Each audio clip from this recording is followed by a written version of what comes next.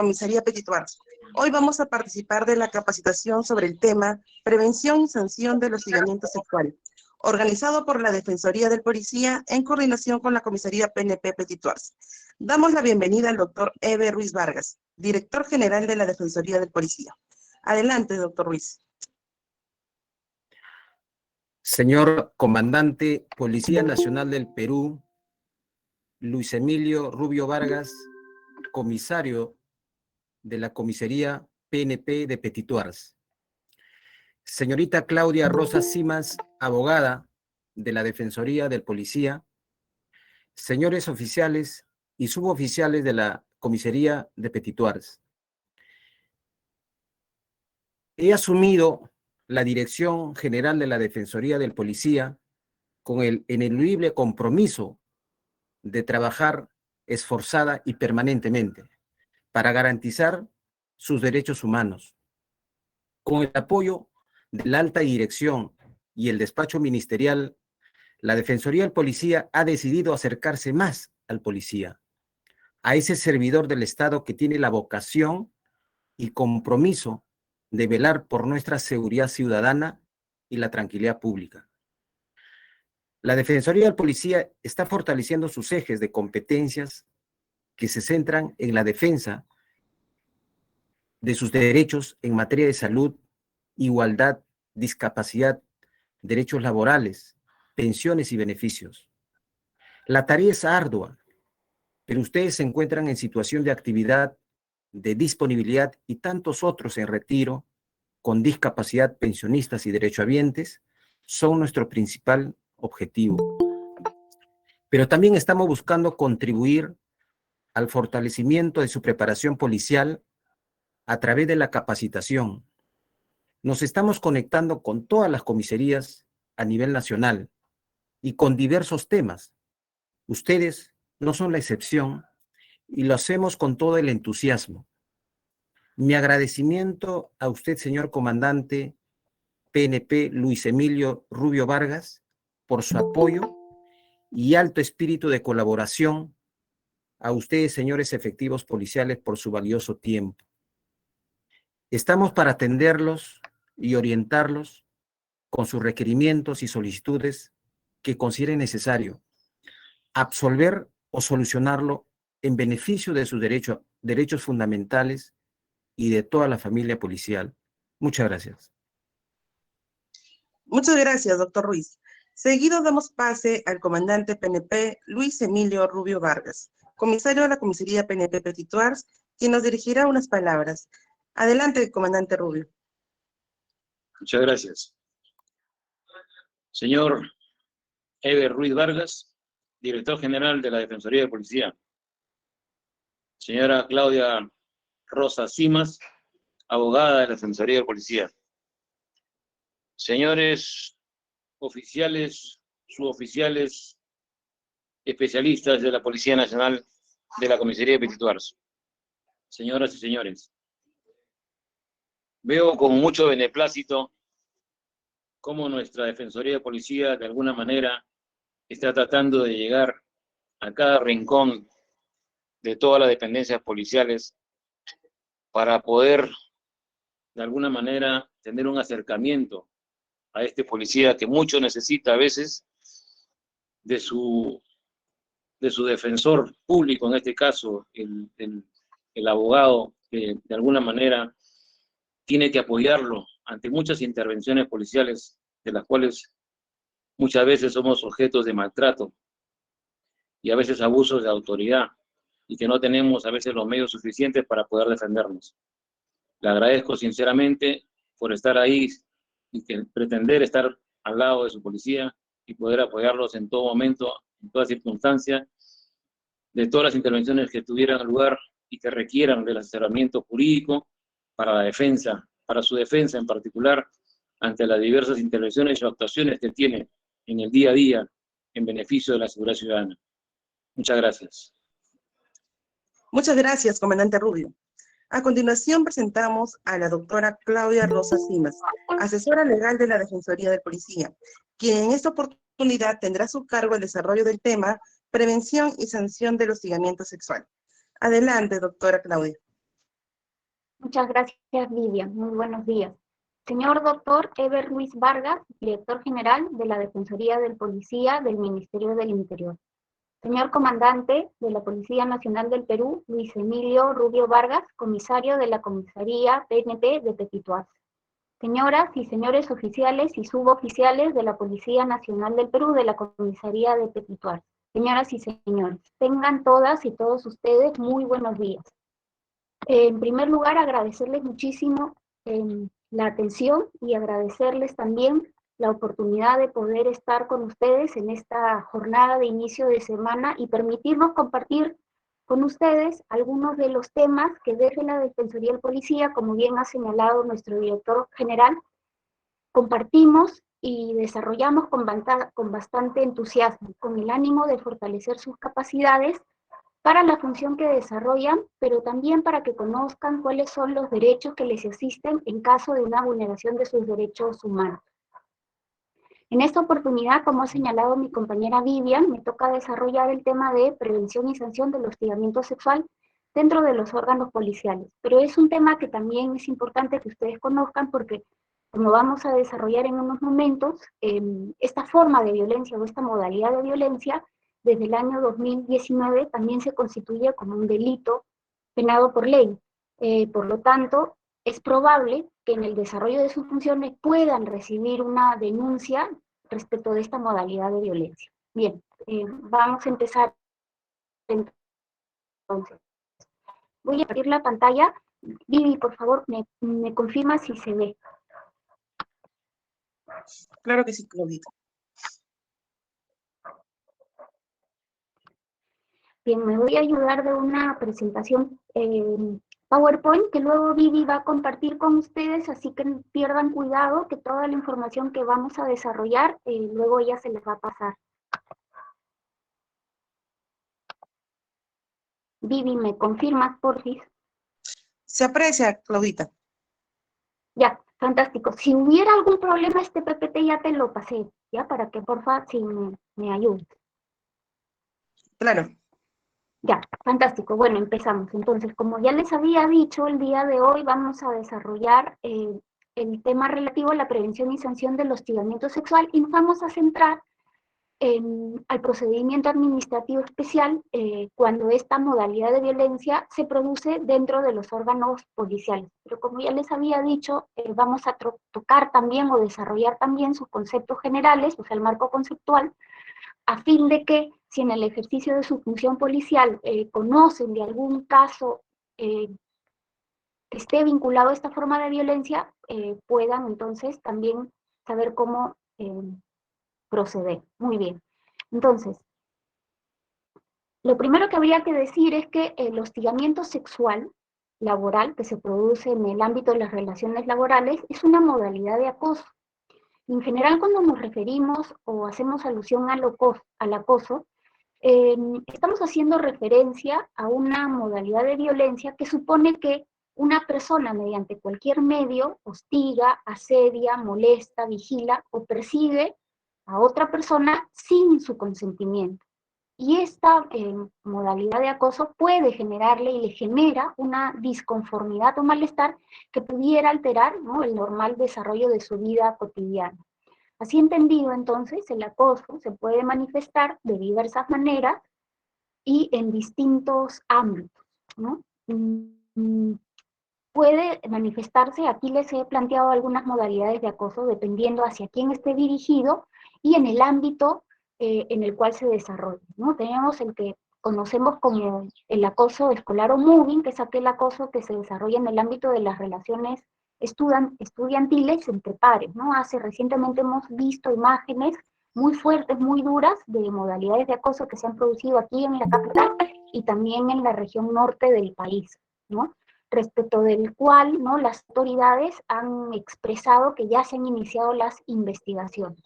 También tenemos el acoso laboral o moving, es decir, aquella modalidad de acoso que se produce en el ámbito de las relaciones laborales, donde generalmente hay una relación de verticalidad o de jerarquía, y donde aquella persona que tiene mayor poder abusa de este poder para hostilizar, acosar a aquella persona que está en una posición de inferioridad dentro del ámbito de las relaciones laborales.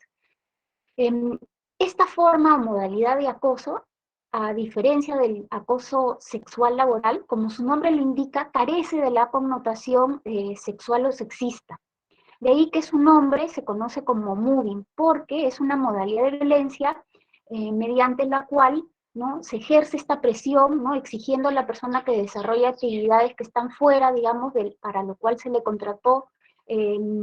Normalmente se utilizan formas verbales de violencia, en algunas circunstancias también formas de violencia física, y que, como el nombre en general, como el acoso en general refiere, alteran el normal desarrollo de las actividades cotidianas, ¿no?, generando un daño a la persona a quien lo sufre. Luego tenemos el acoso sexual callejero, que es este acoso que sí tiene connotación sexual y que se produce en el ámbito de los espacios públicos, ¿no?, generalmente en las vías públicas, ¿no? Esta modalidad de acoso, como seguramente ustedes ya saben, fue recientemente tipificada dentro de nuestro ordenamiento legal como un delito, ¿no? Y esto a partir de un lamentable caso que, si la memoria no me falla, se produjo en el año 2018, ¿no? Ustedes recordarán que una chica fue quemada viva y producto de esas lesiones falleció. Entonces, a partir de este caso tan emblemático es que se tipificaron distintas modalidades vinculadas al acoso sexual como delitos en nuestro ordenamiento legal. Y luego lo que se conoce como el ciberacoso, es decir, esta modalidad mediante la cual se persigue, se asedia, se molesta a una persona utilizando las redes sociales o la virtualidad. Entonces, como vamos a ver más adelante, el acoso no necesariamente se produce físicamente, ¿no? O sea, también puede producirse, ¿no?, desde una computadora, ¿no? Es decir, o escondiéndonos detrás de un móvil de repente, ¿no? O sea, podemos causar daño a otra persona, podemos alterar el normal desarrollo de su vida cotidiana, podemos atentar contra su libertad también utilizando las redes sociales o mecanismos virtuales. Bien, entonces, antes de entrar a lo que es el hostigamiento sexual laboral, es decir, aquella modalidad de acoso que tiene connotación sexual y que se produce en el ámbito de las relaciones laborales, quisiera compartir con ustedes el decreto legislativo que les comentaba, que introduce dentro del Código Penal conductas como el acoso sexual, el chantaje sexual y la difusión de imágenes, ¿no? Es decir, que yo, digamos, o una persona, ¿no?, utiliza, ¿no?, intenta, ¿no?, conseguir algo, obtener algún tipo de beneficio a partir de asustar a la otra y decirle que si no se somete va a difundir, ¿no?, o imágenes de contenido sexual, ¿no? La ganancia que se puede obtener es una ganancia de índole sexual, incluso se puede solicitar dinero. Yo me imagino que ya muchos de ustedes habrán conocido casos así porque suelen ser recurrentes, ¿no? Este decreto legislativo que introduce estas conductas y modifica el Código Penal fue publicado el 12 de septiembre del 2018, ¿no? Y ya les decía que está, digamos, vinculado a este lamentable caso emblemático que se produjo también en ese año. Bien, entonces el acoso sexual como delito está contemplado en el artículo 176b del Código Penal y está definido como quien por cualquier forma, ¿no?, igual, vigila, persigue, hostiga, asedia o busca establecer un contacto, cercanía, sin el consentimiento de la persona hacia quien dirige estos actos para llevar a cabo actos de connotación sexual. O sea, ¿esto qué quiere decir? Que la finalidad última de aquella persona que vigila, que persigue, que hostiga, es obtener algún tipo de beneficio, de ganancia, de gratificación sexual. O sea, esa es la intención, ¿no? Tener un contacto para obtener un beneficio, una gratificación de índole sexual, ¿no? Entonces, con pena privativa de libertad no menor de 3 años ni mayor de 5, e inhabilitación, esto, digamos, en el ámbito del procedimiento administrativo disciplinario según corresponde, ¿no? También señala el artículo que igual pena se aplica a quien realiza la misma conducta valiéndose de el uso de cualquier tecnología de información o comunicación, ¿no? Entonces ya les decía, esto es muy antiguamente, se entendía que para que ya sabemos que podemos utilizar los medios virtuales, los medios de comunicación, para, ¿no?, intentar lograr aquello que les decía, ¿no?, que es obtener algún tipo de gratificación sexual. Muy bien. Ok, acá les he planteado un cuadro donde podemos ver las diferencias entre el delito del acoso, o sea, aquel delito, digamos, que carece de connotación sexual, y el acoso sexual, ¿no? Es decir, esta forma de perseguir, hostigar, pero con la intención, con la finalidad de obtener algún tipo de contacto de índole sexual, con la finalidad de obtener, en buena cuenta, una gratificación sexual. Entonces, ¿cuál es el bien jurídico que se protege al tipificar el acoso? La libertad, ¿no? Recordemos que al inicio de la presentación decíamos que, en general, el acoso lo que hace es perturbar el normal desarrollo de la vida de una persona, ¿no? Unir a su libertad, ¿no? Pensemos, por ejemplo, en el acoso, por ejemplo, pensemos en un político o en un empresario que está siendo acosado por una persona. No necesariamente, es decir, esta persona no necesariamente quiere tener un contacto físico con él, pero sí, ¿no? Lo que acá no es muy difundido, pero en países europeos y en otros países de la región se le conoce como scratch político, cuando se paran en las casas de los políticos y los empiezan a acosar, ¿no? Entonces, esto evidentemente atenta contra su libertad. En el caso del acoso sexual, el bien jurídico que se protege es la libertad sexual, ¿no? O sea, es el derecho que tiene toda persona de decidir con quién mantener contacto, dónde mantener contacto y cómo mantener ese contacto de índole sexual, esperada, habitual y continua. Es decir, que se debe acreditar que esta modalidad de acoso se hace en repetidas situaciones, o sea, no es una sola vez, sino que se hace de manera continua, habitual. A diferencia del acoso sexual, porque la norma nos dice que no es necesario acreditar la reiterancia. Y vamos a ver que la Ley de Prevención y Sanción del Hostigamiento Sexual también lo recalca. ¿Esto qué quiere decir? Que basta con que el hecho se produzca una sola vez, porque la intención, la finalidad no es perturbar la libertad de la persona, sino es establecer un contacto a fin de tener un intercambio sexual. Actos son dirigidos sin el consentimiento de la persona, ¿no? Y esto es un poco, digamos, obvio, porque si lo que se atende es la libertad, ¿no? Esto quiere decir que una persona no, digamos, haciendo uso de su capacidad, de su libertad, de su autonomía, no desea, no quiere tener ningún contacto. Entonces, aquella persona que sí lo desea tener, se vale de estas estrategias para, ¿no?, tener un contacto con la persona a quien están dirigiendo estos actos de acoso, ¿no? Y, digamos, otra diferencia que hay que tener en consideración es que el acoso altera la vida cotidiana de la persona, ¿no? Pensemos, por ejemplo, en este político, ¿no? Es decir, cuando las personas se paran a la salida, ¿no?, de la institución donde trabaja el político, o se paran, la persona se ve en la obligación de alterar, por ejemplo, su ruta, el horario en el que sale, el horario en el que ingresa a su centro de labores, o el horario en el que ingresa a su casa, ¿no?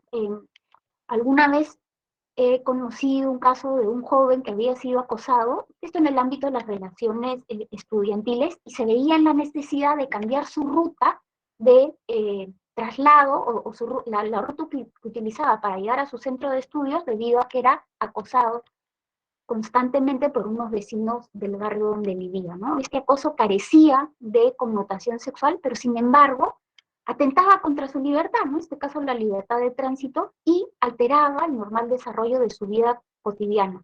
Evidentemente era realizado sin su consentimiento, no deseaba establecer ningún tipo de contacto, y cómo no, le generaba un daño.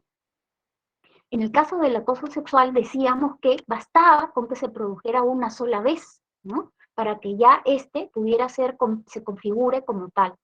Y nos dice también la norma es que no necesariamente se debe probar o acreditar que altere o no la rutina de la víctima, ¿no? O sea, pensemos, por ejemplo, en el acoso sexual callejero, ¿no?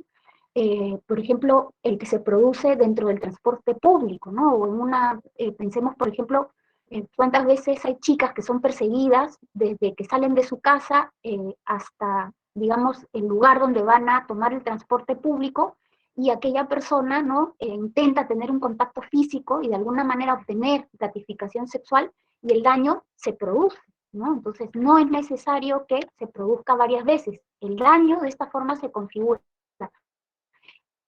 y no ha alterado la rutina de la víctima, ¿no? Entonces, hay que valorar cuándo es que el daño se genera. Muy bien. Entonces, vamos a pasar ahora a desarrollar en concreto lo que es el acoso sexual laboral. Y aquí hay que decir que nuestro ordenamiento legal define el acoso sexual, es decir, aquel acoso que se produce en el ámbito de las relaciones laborales y que tiene contenido sexual, como hostigamiento sexual laboral, ¿no? Es así como lo define nuestro ordenamiento legal. Lo primero que habría que decir es que es una de las manifestaciones de violencia más usuales que se produce en el ámbito de las relaciones laborales. Esta forma de violencia, también hay que decirlo, puede afectar tanto a hombres como a mujeres, ¿no? Esto independientemente de la edad que tengan, de su estado civil, ¿no? Sin embargo, sí hay que decir que las estadísticas sobre su ocurrencia nos dan cuenta que son más las mujeres quienes sufren esta modalidad de acoso, ¿no? Y las consecuencias, dado que se trata de una forma de violencia y que genera un daño, pueden ser de diverso índole, ¿no? No es solamente que atenta contra la libertad sexual de una persona, sino que puede afectar también su psique, ¿no? O sea, puede tener consecuencias psicológicas, puede tener consecuencias físicas, ¿no? Cuando, digamos, la persona que es víctima del hostigamiento somatiza, ¿no?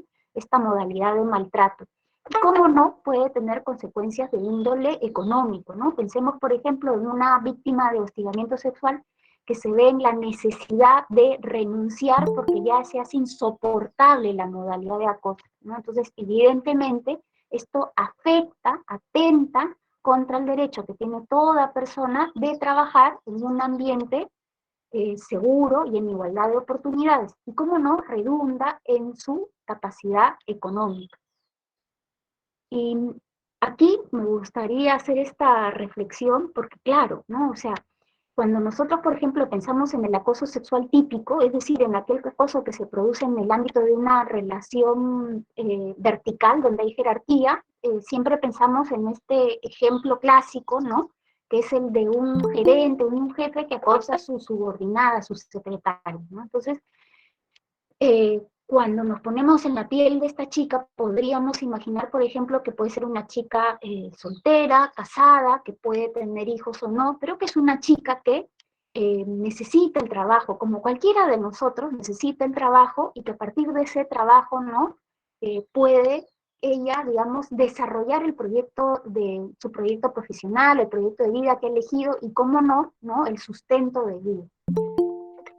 Y pensando en esta chica, por ejemplo, que es víctima de acoso y hostigamiento, y que ya no soporta más, que ya no resiste más, ¿no? Entonces ella tiene la opción, ¿no? En última instancia, ¿no? Digamos, podría tener la opción de, bueno, salirse de ese trabajo, cambiarse de trabajo, ¿no? De pronto ya no estar en el ámbito del sector privado, ¿no? Sino, por ejemplo, podría ella pensar irse al sector público, ¿no? Podría moverse de una empresa a otra, porque esta profesión que tiene de asistente administrativa, de secretaria, sí se lo permite.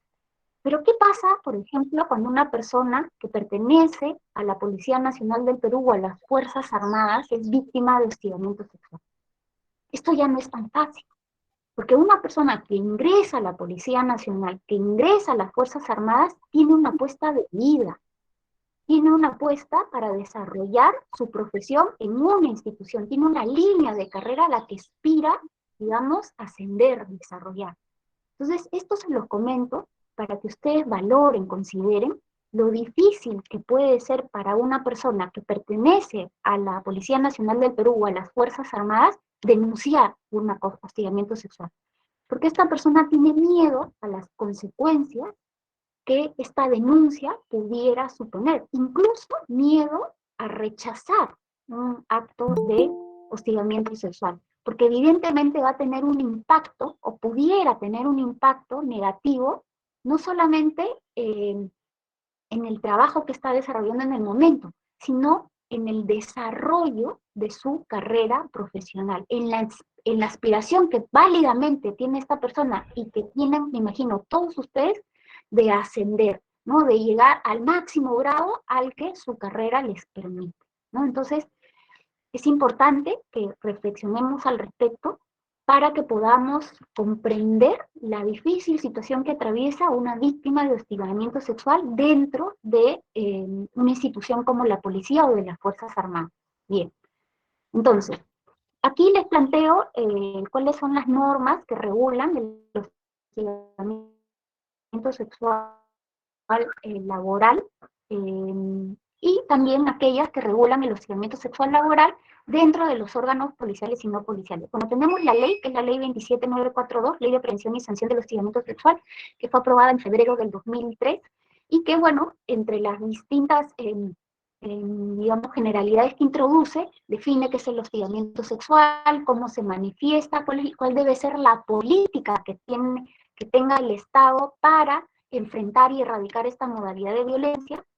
Y luego tenemos el reglamento. Decirles que el reglamento de esta ley se aprobó en noviembre de 2003, sin embargo, en el año 2019 se cambió, ¿no? Y esto a propósito de el decreto legislativo que introdujo dentro del Código Penal estas modalidades de acoso que les comentaba como delito, ¿no? Entonces, una vez incorporadas en el Código Penal en el acoso sexual como un delito, ¿no?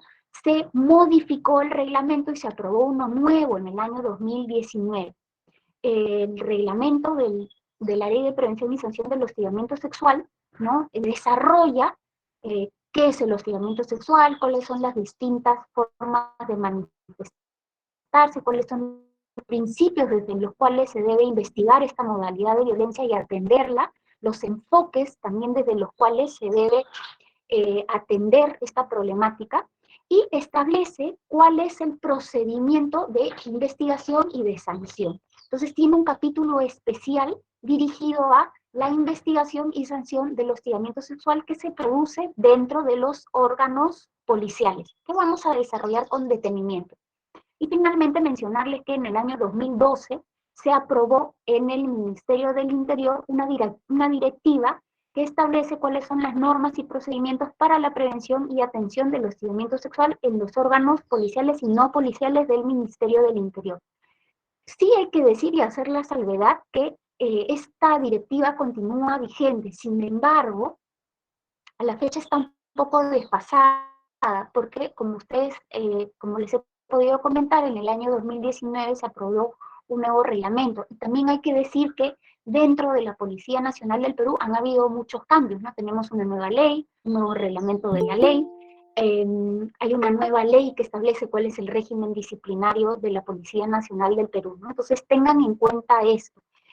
Sin embargo, quiero recalcarles que la directiva es válida en la medida que establece que en el marco de un procedimiento administrativo disciplinario que investiga la comisión de un acto de hostigamiento sexual, se deben aplicar ciertas medidas cautelares y de protección a fin de salvaguardar la integridad de las víctimas.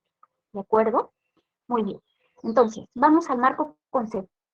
Vamos a desarrollar a profundidad qué es el hostigamiento sexual y cómo se manifiesta. Bien, entonces el hostigamiento sexual, de acuerdo al artículo 4 de la Ley de Prevención y Sanción del Hostigamiento Sexual, es una, como hemos venido conversando, es una forma de violencia que se configura a través de una conducta que tiene naturaleza o connotación sexual o sexista. Vamos a desarrollar con detenimiento qué es esto, ¿no? Dice que es no deseada por la persona contra la cual se dirige, y que puede crear un ambiente intimidatorio y humillante, afectando, ¿no?, su situación o actividad laboral, ¿no? Entonces, recordemos lo que habíamos visto acerca del delito de hostigamiento, perdón, de acoso sexual, ¿no? Entonces, puede o no afectar o crear un ambiente intimidatorio hostil, ¿no? Decía, en el caso del acoso, ¿no?, este que carece de connotación sexual, sí, la norma te dice que debe alterar el normal desarrollo de la vida cotidiana de la víctima. En el caso del hostigamiento sexual, no, ¿no? Basta con que el hecho se produzca, ¿no? Y que este sea sin el consentimiento de la otra parte y que tenga connotación o que sea de naturaleza sexual o sexista.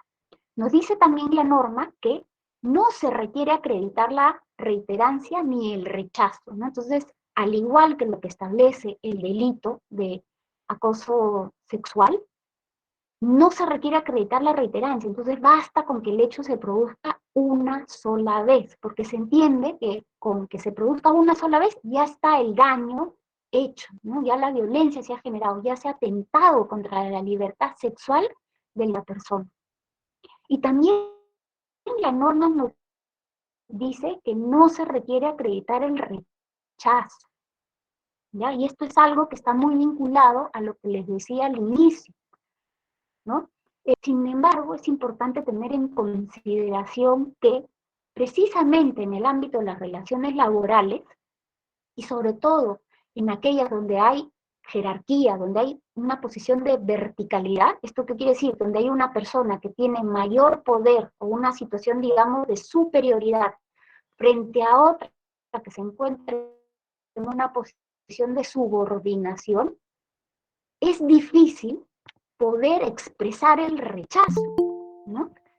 Un rechazo, digamos, expreso, ¿no? Sin lugar a dudas. ¿Por qué? Precisamente porque aquella persona que está en una posición de subordinación, en atención a esta posición vulnerable, ¿no? Digamos, tiene miedo a expresar el rechazo por las consecuencias que este rechazo pudiera suponer en su situación laboral y, cómo no, en el desarrollo o en el ejercicio de su carrera profesional. Entonces, pensemos en este ejemplo de esta joven secretaria, ¿no? Que de repente es madre de 2 hijos y que ella es el único sustento del hogar, ¿no? Entonces se lo pensará 2 veces antes de expresar su rechazo, porque tiene miedo a perder la única fuente de ingresos que sustenta, no solamente la sustenta a ella, sino que además es el soporte y el sustento de sus 2 pequeños hijos. Entonces, ahora imaginémonos qué pasaría si esa joven es una suboficial de segunda, por ejemplo. Entonces, es más fácil comprender el miedo que puede tener ella de expresar el rechazo, de denunciarlo, porque cómo no, o sea, ya no es que, bueno, ya, en el peor de los casos renuncio y me voy a trabajar a otro lado, no, porque quien ingresa a las Fuerzas Armadas o a la Policía Nacional del Perú tiene una apuesta, como les decía, una apuesta de vida, ¿no? Tiene una apuesta de desarrollar una carrera. Entonces, se lo pensará 2 veces, ¿no? Y claro, puede tener también miedo, y un miedo válido, a que frente al rechazo pueden haber consecuencias negativas, ¿no? Que puede haber una sanción, un cambio de turno, una rotación, etcétera, ¿no? Y que esto pueda, digamos, tener un efecto negativo en su situación laboral. Bien. Entonces, vamos a desarrollar todos los elementos de este concepto. Entonces, decíamos que tiene que haber una conducta, ¿no? Que esta conducta debe ser de naturaleza sexual o sexista, y que además es rechazada o no deseada, ¿no? Entonces, la conducta puede ser, ¿no? Una conducta verbal, escrita, física, incluso podemos hacer uso de la virtualidad, ¿no? Entonces, podemos intentar acercarnos a la persona, ¿no? Físicamente, a través de notas, a través de mensajes, a través de llamadas, ¿no? Utilizando las redes sociales, ¿no? Entonces la conducta puede ser verbal, puede ser escrita, puede ser a través de querer establecer un contacto físico, ¿no? Y podemos, como ya hemos dicho, utilizar los mecanismos de las redes sociales, de la virtualidad. Pero, a diferencia del acoso, ¿no? Esta conducta debe contener, debe ser de naturaleza sexual o sexista. Y además, nos dice la norma que debe ser rechazada o no deseada. Entonces, ¿esto por qué? Porque entendemos que en el ámbito de las relaciones, ¿no? De carácter íntimo de 2 personas que son mayores de edad y que hacen uso y ejercicio de su autonomía, de su capacidad, ¿no? Ellas están en la, digamos, valga la redundancia, en la capacidad de decidir con quién tener un contacto, con quién establecer intimidad, ¿no? Entonces, siempre que se haga uso de la libertad, de la capacidad, de la autonomía para establecer ese contacto, no habría un delito. El detalle está cuando uno intenta someter a la otra persona y vulnerar, violentar su libertad, ¿no? La libertad que tiene toda persona de decidir con quién, dónde, cuándo y cómo tener un contacto de naturaleza sexual. Y más aún cuando hacemos mal uso del poder que tenemos para someter a la persona. ¿De acuerdo? Muy bien. Entonces ahora vamos a desarrollar con detenimiento qué es esto de la conducta de connotación o naturaleza sexual. Muy bien. Entonces el reglamento nos dice que la conducta de naturaleza sexual... Vivi, ¿cuánto tiempo me queda, por favor? Está bien. 15 minutos, Claudita. ¿Sí? Ya, bueno, sí. De acuerdo al reglamento, ya, ok. De acuerdo al físicos, verbales o no verbales, como hemos dicho, u otros de connotación sexual, que van, digamos, que pueden ir desde lo más leve hasta lo más grave, ¿no? Entonces, como por ejemplo, comentarios o insinuaciones, ¿no? Ay, qué rica estás, ay, qué rico eres, ¿no? Estas cosas, ¿no? O estas miradas, ¿no? Que van desde las observaciones y miradas lascivas, ¿no? Te diriges a alguien y en vez de mirarle a los ojos, le estás mirando el escote, ¿no? Exhibición, ¿no? Y luego, digamos, ya exhibición o exposición de material pornográfico, ¿no? Que se exhibe a través de los WhatsApp, de los correos o incluso, ¿no? En el ambiente de trabajo. Y luego ya, ¿no? Tocamientos, roces, acercamientos corporales, exigencias o proposiciones sexuales, incluso, como les decía, el contacto virtual. El reglamento, entonces, nos dice que estas conductas pueden ser no verbales, como decíamos, ¿no? Las miradas, ¿no?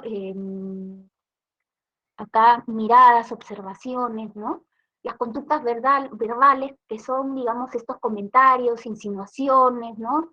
Invitaciones reiteradas a salir, que son, ¿no? Invitaciones no deseadas por la víctima, y las conductas físicas, ¿no? Entonces, vamos a mencionar cuáles son estas manifestaciones del hostigamiento sexual cuando para comprender mejor qué es esto de la connotación sexual. Y vamos a ir desde lo más leve hasta lo más grave, ¿no? Entonces, el uso de términos de naturaleza o connotación sexual o sexista, que pueden ser escritos o verbales, ¿no? Que esto, digamos, incluye las insinuaciones sexuales, las proposiciones sexuales, los gestos obscenos, la exhibición a través de cualquier medio de imágenes de contenido sexual, y que resulten, ¿no? Insoportables, hostiles, humillantes u ofensivos para la víctima, ¿no? Recordemos que insistamos en que cuando esto se produce, ¿no? Entre dos personas adultas que haciendo uso de su capacidad, de su autonomía, y hay consentimiento, entonces se entiende que no hay un hostigamiento, ¿no? Porque no se intenta someter ni vulnerar la libertad de la otra persona. Luego están los acercamientos corporales, roces, tocamientos u otras conductas físicas de naturaleza sexual que resulten ofensivas y no deseadas por la víctima, ¿no? Y acá quisiera hacer hincapié en algo. Cuando decimos de connotación sexual, hay que tener en cuenta que la intención de la persona que desarrolla estos hechos es justamente obtener algún tipo de gratificación sexual, ¿no? Entonces, ¿esto qué quiere decir? Que si yo, por ejemplo, me entero que un colega, ¿no? Un familiar suyo ha fallecido y me acerco a darle, ¿no? Una palmada, un abrazo, ¿no? En la espalda para expresar mi solidaridad, para darle el pésame, evidentemente hay un contacto físico, pero este no se puede entender o configurar como hostigamiento sexual, porque la intención de aquella persona que está realizando los actos no es obtener ningún tipo de gratificación sexual, sino es expresar su solidaridad. Ya esto hay que tenerlo muy en cuenta, que es que cuando aquella persona no tiene algún tipo de conducta física, ¿no? Una conducta verbal, una conducta escrita, hay que valorar la intencionalidad. Y la intención, ¿no? Para que se configure como hostigamiento sexual, siempre debiera ser obtener gratificación o placer sexual a partir de este contacto no deseado por la persona hacia quien se dirige. Muy bien. Y luego tenemos estas otras expresiones de hostigamiento que son más graves y que suponen o que, digamos, se entiende que hay una verticalidad, o sea, una posición de poder frente a aquella persona que se encuentra en una posición de inferioridad o de subordinación, ¿no? Entonces está la promesa implícita o expresa a la víctima de un trato preferente o beneficioso respecto de su situación actual o futura a cambio de un favor sexual. Luego, digamos que está la amenaza, ¿no? O sea, si no te sometes, ¿no? Entonces digamos, altero, modifico, te perjudico tu situación actual en el trabajo, ¿no? Amenazas mediante las cuales se exige de forma implícita o explícita una conducta no deseada por la víctima y que atente o agravie su dignidad. Y finalmente, el trato ofensivo o hostil frente al rechazo de las conductas, ¿no? O sea, si la víctima no accede, si no se somete a salir conmigo, si no se somete a seguirme el juego, entonces ya hay un trato ofensivo, ¿no? Y en el ámbito de las relaciones policiales incluso puede caber la posibilidad de una sanción, de un cambio de lugar, ¿no? De un cambio de puesto, ¿no? Entonces, lamentablemente, se pueden producir, digamos, estas situaciones de abuso de autoridad, de abuso de poder, para intentar someter a aquella persona hacia quien se dirigen los actos e intentar obtener algún tipo de gratificación, ¿no? O placer sexual, vulnerando su libertad. Muy bien. Entonces, esto, digamos, respecto a lo que es la conducta de naturaleza sexual, ¿no? Entonces, nuevamente, recordar que es una conducta que puede ser verbal, no verbal, física o incluso a través de la virtualidad, pero que está orientada a que la gente intente obtener algún tipo de gratificación o placer sexual, ¿ya? Pero recordemos que la norma también nos dice que el hostigamiento sexual puede ser aquella conducta de naturaleza sexista. Y vamos a ver la distinción, porque la conducta de naturaleza sexual no es lo mismo que la conducta de naturaleza sexista. Y bueno, ¿y qué es la conducta de naturaleza sexista? Bien, el reglamento nos dice que esta conducta se refiere a los comportamientos o actos que promueven o refuercen estereotipos en los cuales hombres y mujeres tienen atributos, roles o espacios propios que suponen la subordinación de un sexo respecto del otro. El sexismo, en buena cuenta, se refiere a aquellas prácticas y actitudes que promueven un trato diferenciado de las personas en razón de su sexo biológico, y del cual se asumen características y comportamientos que se esperan de mujeres y hombres que perpetúan la desigualdad. Vamos a desarrollar este concepto con ejemplos, ¿no? Entonces, sabemos que a partir del sexo biológico, ¿no? Se nace macho o hembra, ¿no? Y que cada, digamos, sexo tiene una función predeterminada y establecida que está orientada a perpetuar la especie, ¿no?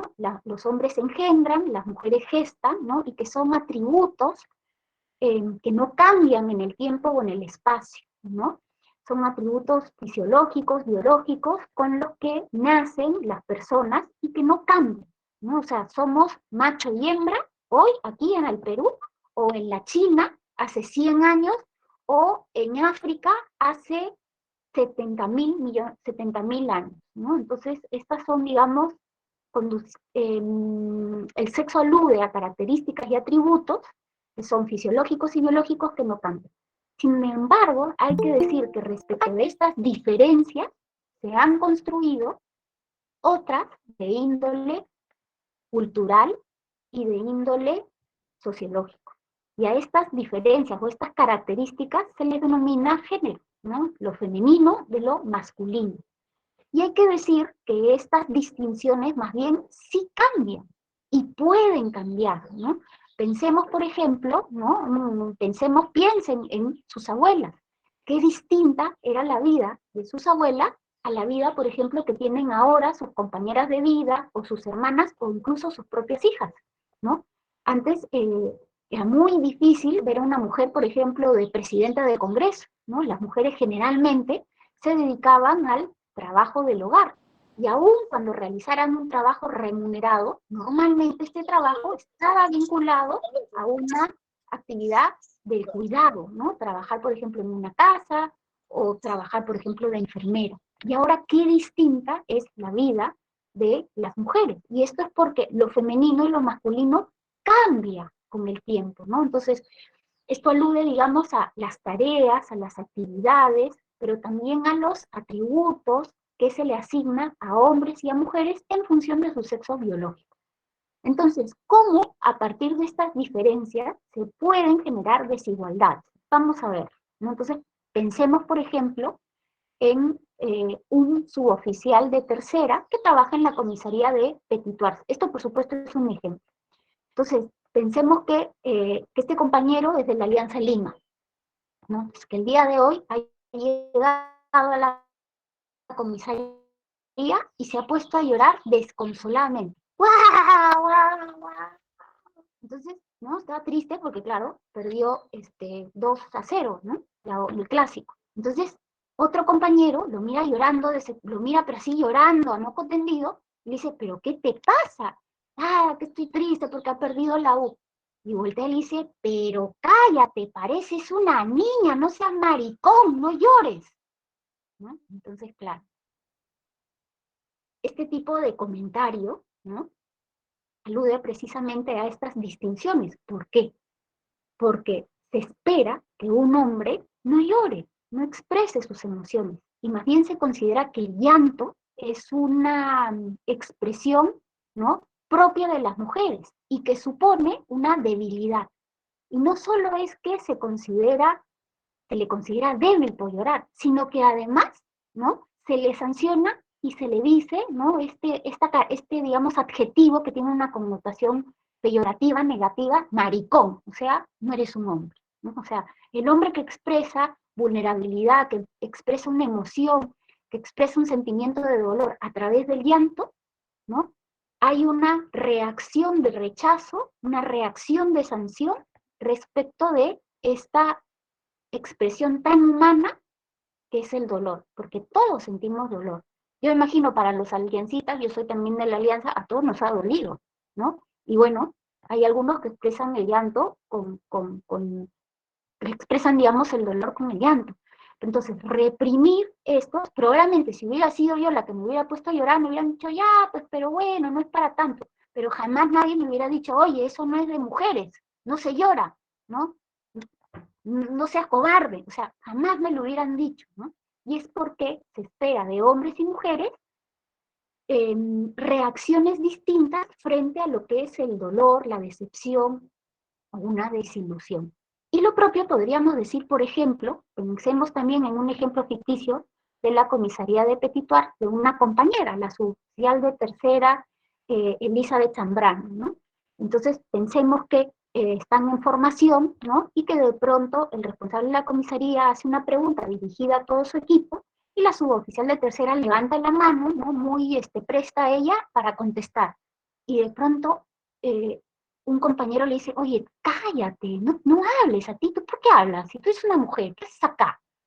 Las mujeres no deben trabajar en la policía, las mujeres a su casa, en la cocina, ¿no? Entonces, igual.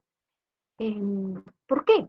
Porque normalmente se esperaría que las mujeres, ¿no?, se queden en la casa desarrollando o haciéndose cargo y responsables de las actividades propias del hogar. Entonces, este ejemplo que a día de hoy nos pudiera parecer ya muy extremo, fíjense, yo lo he tomado de un caso real, ¿no? Y esto era un caso que lo comentó una coronel de la policía española, que nos decía que a una colega suya siempre, ¿no?, tenía un compañero que la criticaba, que digamos, la hostigaba, porque cada vez que ella hablaba o decía algo, le decía, pero ¿tú qué haces acá? Vete a la cocina, este no es el lugar para las mujeres, tu lugar es la cocina, ¿no? Entonces, fíjense cuán distinta es la distinción y la valoración de ambas conductas cuando se trata de un hombre y cuando se trata de una mujer. Y a esto se refiere la conducta de naturaleza sexista. Es decir, aquella a partir de la cual, del sexo biológico de la persona, ¿no?, se intenta discriminar a otra porque estarían realizando o estarían, digamos, expresando la feminidad y la masculinidad de manera distinta a lo que normalmente se esperaría. Y a esta forma de discriminar se le considera también hostigamiento, ¿no? Porque es una forma de violencia que finalmente está causando un daño a la persona. Muy bien. Entonces, ya para ir cerrando, tengan en cuenta que, pido perdón por la bulla, tengan en cuenta que las manifestaciones del hostigamiento sexual se encuentran, ¿no?, también tipificadas en la ley 3714, que es la ley que regula el régimen disciplinario de la Policía Nacional del Perú, y van desde las infracciones graves y muy graves contra la disciplina, el servicio policial y la ética.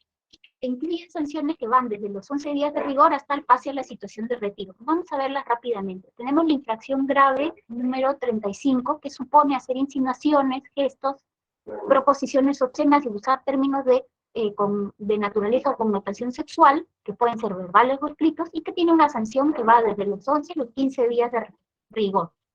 Luego tenemos la infracción muy grave número 32, que supone realizar proposiciones indecentes o insinuaciones o requerimientos de contenido sexual a cambio de favorecer u otorgar ventajas, dar un trato preferente o dar cumplimiento a procedimientos establecidos al personal de la Policía Nacional del Perú, a los postulantes o las postulantes de las escuelas de formación o a cualquier persona que tenga interés en el resultado de una gestión o trámite realizado en una unidad u órgano policial. La sanción es de 1 a 2 años de disponibilidad. Luego tenemos la infracción muy grave 107, que ya supone, digamos, coaccionar o amenazar a personal de la Policía Nacional del Perú, intimidándole, presionándole o sometiéndole a un trato hostil, a cambio, ¿no?, de recibir un favor de contenido sexual. La sanción es el pase a la situación de retiro. Y finalmente tenemos la infracción muy grave, número 96, que supone acercarse corporalmente con roces a otra persona. Nuevamente, tengamos en cuenta que la intención de la gente es obtener algún tipo de gratificación o placer sexual, ¿no? Y la sanción son 6 meses a 1 año de disponibilidad. Tengan en cuenta que en el ámbito policial la norma establece que el hostigamiento sexual se puede configurar independientemente de si existen grados de jerarquía entre la persona presuntamente hostigada y la presuntamente hostigadora. O sea, ¿esto qué quiere decir? Que puede producirse también entre pares. No necesariamente es que se da de una persona que ostenta un grado mayor, ¿no? Puede producirse también entre colegas y compañeros. También nos dice que la norma, que el acto de hostigamiento sexual se produce durante o fuera de la jornada laboral o del ambiente de trabajo, ¿no? Entonces, por ejemplo, si yo soy el suboficial de tercera López Ramírez y el día sábado por la noche le mando un mensaje a la suboficial de tercera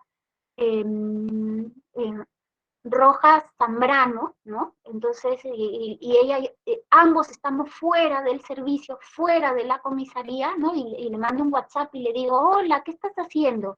Y ella le dice, ay, aquí estoy en mi casa viendo Netflix. Ah, ya. ¿Y estás en tu cama? Sí, yo estoy en mi cama. ¿Y qué te has puesto? Y ella, bueno, pues estoy en pijama, ¿no? Y luego la conversación empieza a subir de tono y de la nada, el chico le manda una imagen, ¿no?, de él desnudo, ¿no?, donde se ven sus órganos sexuales. Entonces, claro, este caso es un caso de hostigamiento sexual. Bueno, en el caso que esta chica no lo desea, ¿no? ¿Se ha producido fuera del lugar de trabajo? Sí. ¿Se ha producido fuera del horario, fuera de la jornada laboral?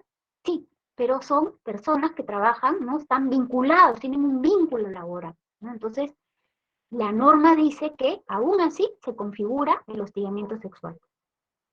También nos dice la norma que está comprendido todo el personal policial en situación de actividad, disponibilidad, así como el personal de retiro, siempre que los actos de hostigamiento sexual se hubiesen producido cuando éste se encontraba en actividad o en disponibilidad. ¿De acuerdo? Muy bien. Entonces, procedimiento especial rápidamente. Tengan en cuenta que, como les había dicho, el hostigamiento sexual o el acoso sexual, ya que es delito, puede verse por doble vía. ¿Esto qué quiere decir? Que si una persona dentro de la Policía Nacional del Perú es víctima de hostigamiento, puede denunciar por la vía del proceso penal, o sea, puede acudir a una comisaría o puede acudir a una fiscalía y denunciar el delito de acoso sexual, ¿no? Donde el bien jurídico que se protege es la libertad sexual de la persona contra la cual se dirigen los hechos, pero además también puede iniciar un proceso administrativo disciplinario, porque en el caso de la policía hemos visto que los bienes jurídicos que se protegen son el servicio, la disciplina, ¿no?, y la ética policial. Bien, entonces, vamos ahora rápidamente a ver cuál es el procedimiento administrativo disciplinario que está vinculado al régimen disciplinario de la Policía Nacional. Y hay que decir que el reglamento de la Ley de Prevención y Sanción del Hostigamiento Sexual establece que para el trámite de las denuncias en las instituciones de la Policía Nacional del Perú, es de aplicación el procedimiento establecido en la ley, pero que se observará lo dispuesto por la ley que regula el régimen disciplinario de la Policía Nacional del Perú. ¿De acuerdo? Muy bien, entonces, ¿qué nos dice la norma? Que aquella persona que es víctima de estos hechos puede denunciarlos de forma verbal o escrita ante su superior jerárquico o ante la Defensoría del Policía o ante el órgano competente, ¿no? Que sabemos que en el caso de la Policía Nacional de Perú es Inspectoría General o las inspectorías descentralizadas según corresponda. Dice además también el reglamento que el procedimiento puede iniciarse de oficio cuando por cualquier medio se toma conocimiento de situaciones de hostigamiento sexual bajo responsabilidad, ¿no? Entonces pensemos, por ejemplo, en el ejemplo que les decía, ¿no? Si el responsable de la comisaría o de la unidad policial toma conocimiento que hay un joven que está mandando imágenes de contenido sexual, puede denunciarlo o debería renunciarlo bajo responsabilidad al órgano competente, en este caso, Inspectoría General. Muy bien. Entonces, ¿qué se necesita para presentar la denuncia? El nombre, ¿no?, de la persona a quien se está quejando o denunciando, cuál es el cargo que tiene, cuál es la función que realiza y una descripción de los hechos indicando las circunstancias, el tiempo y el lugar. ¿Qué se puede presentar como prueba? Bien, como prueba, ¿no?, la norma dice que podemos adjuntar, ¿no?, acompañar nuestra denuncia con documentos públicos o privados, ¿no? O sea, incluso POSITs, ¿no? Están pegatines amarillos que se utilizan ¿no?, que se utilizan mucho en el trabajo, ¿no? Se pueden también presentar grabaciones, correos electrónicos, mensajes de texto, mensajes WhatsApp, mensajes telefónicos, fotografías u otros objetos como cintas de grabación. Pero además también se pueden presentar pericias psicológicas, psiquiátricas, forenses, incluso grafotécnicas. ¿Y esto por qué se los comento? Porque la norma dice que cuando se presenta una denuncia por hostigamiento sexual, el órgano que recibe la denuncia tiene la obligación de poner a disposición de la víctima los servicios médicos y psicológicos a fin de que se pueda, digamos, cuidar y proteger su integridad física y psicológica. Entonces, es importante saber que si esta persona acude a estos centros de atención, puede pedir un informe, ¿no? Vamos a suponer que es una chica que ha venido siendo víctima de hostigamiento sexual de manera reiterada y ya la chica está somatizando, ya tiene una depresión severa, ¿no? Entonces, este informe que puede elaborar el psiquiatra o el psicólogo según corresponda del estrés postraumático que puede ella estar sufriendo a propósito, ¿no?, del hostigamiento, puede servir como medio probatorio que genera, ¿no?, esta certeza de que efectivamente los hechos de hostigamiento sexual se han venido, digamos, realizando. Y en general se puede aportar cualquier medio idóneo para la verificación del hostigamiento sexual. La idea es que a partir de estos medios puedas generar certeza en digamos, en aquellas personas que tienen a su cargo la investigación. Y cómo no, se pueden presentar también las declaraciones de terceros, ¿de acuerdo?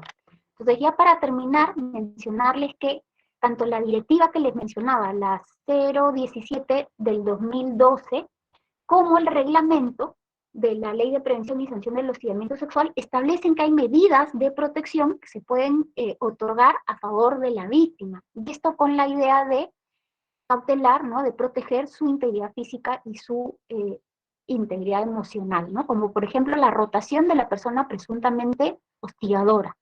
También la rotación de la persona presuntamente hostigada, pero a solicitud de la misma, ¿no? O sea, porque pensemos que a veces rotando a la persona que es víctima o presuntamente víctima de los hechos, y si esta persona no lo desea, más bien pareciera que se le pudiera perjudicar a esta persona. Entonces hay que tener en cuenta que si se opta por la rotación de la persona que es presuntamente hostigada, hay que consultárselo, ¿no? Y luego se puede solicitar ante la autoridad competente el otorgamiento de garantías.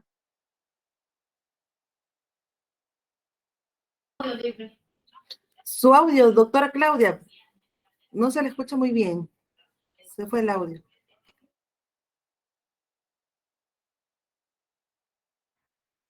Ya.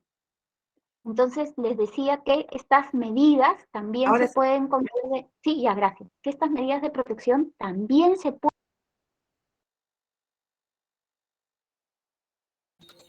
Doctora Claudia, se fue el audio nuevamente.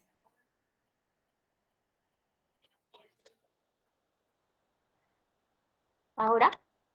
Ahora sí.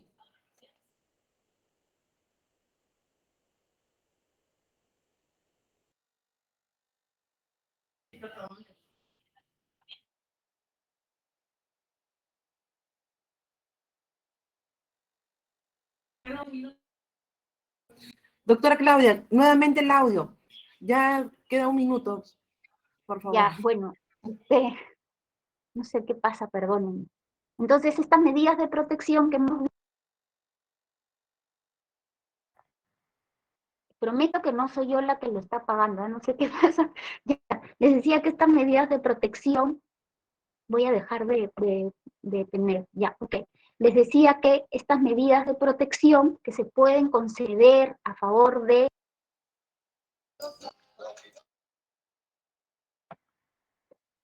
Perdón, que de verdad no soy yo, no sé qué pasa, ya. Entonces, se pueden también conceder a favor de los terceros, ¿no? Que vayan a, como prueba, declarar, ¿de acuerdo? Entonces, bien, con esto estaríamos terminando. Como les decía, Vivian va a compartir con ustedes la presentación y comentarles o decirles que cualquier duda, cualquier consulta que ustedes quieran hacer al respecto y en general sobre cualquier consulta que ustedes quieran realizar eh, relativa a sus derechos, a sus beneficios, las puertas de la Defensoría están abiertas y estamos nuestra entera disposición para poder atender todas sus consultas, sus quejas y sus peticiones, ¿no? Vivi, no sé si queda tiempo para hacer preguntas, ahí yo les doy el pase por si alguien quiere hacer alguna pregunta, tú me dirás. No, a ver si. Sí, Claudita, efectivos policiales, brevemente, algunos de ustedes, si tienen alguna consulta, alguna pregunta para realizar a la doctora Claudia, por favor, adelante.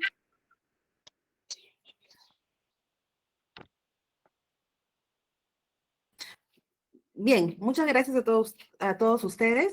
A nombre del director general de la Defensoría del Policía, Eber Ruiz Vargas, agradecemos la ponencia de la doctora Claudia Rosas, así como al comandante PNP, Luis Emilio Rubio Vargas, por su decidido apoyo en la realización de esta capacitación. Y por supuesto, las gracias a todos ustedes por su participación y tan valioso tiempo. Sí, También para informarles a través... agradecer. Sí, Claudita, gracias a todos ustedes por el apoyo.